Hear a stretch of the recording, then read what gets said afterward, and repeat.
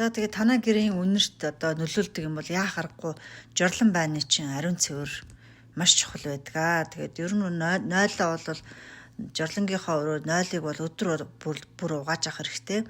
Угаалт туураа энэ төр угаагаад ингээд сайн хаттал нь сайн хуур олтол нь арчиж авах хэрэгтэй.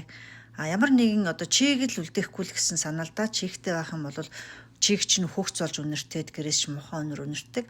Ер нь бол байн жорлонгоо бол 7 хоногт дор хаяж нэгээс 2 удаа угааж хуурай олтол нь арчиж үлдээнэ. Тэгэх юм бол ингээд мөн л нөгөө чиг хөвгц болохгүй. Тэгээ чиг чинь удахаараа хөвгц болоо тэгээд янз бүрийн муухай өнөр үнэртдэг нөлөөлдгөө. Тэгээд нөгөө нойлын чинь өрөөнд хэрвээ байн жорлонгийн чинь өрөөнд агааржуулагч байдаг бол агааржуулагчаа тогтмол сайн асааж агаарыг одоо усанд орсныхаа дараа ч юм уу агаарыг маш сайн соруулж авах хэрэгтэй. Тэгэх юм бол танаа гэрт чиг тогтохгүй. Чигтэй байхаар л ер нь бол маш их үнэртэй болдог.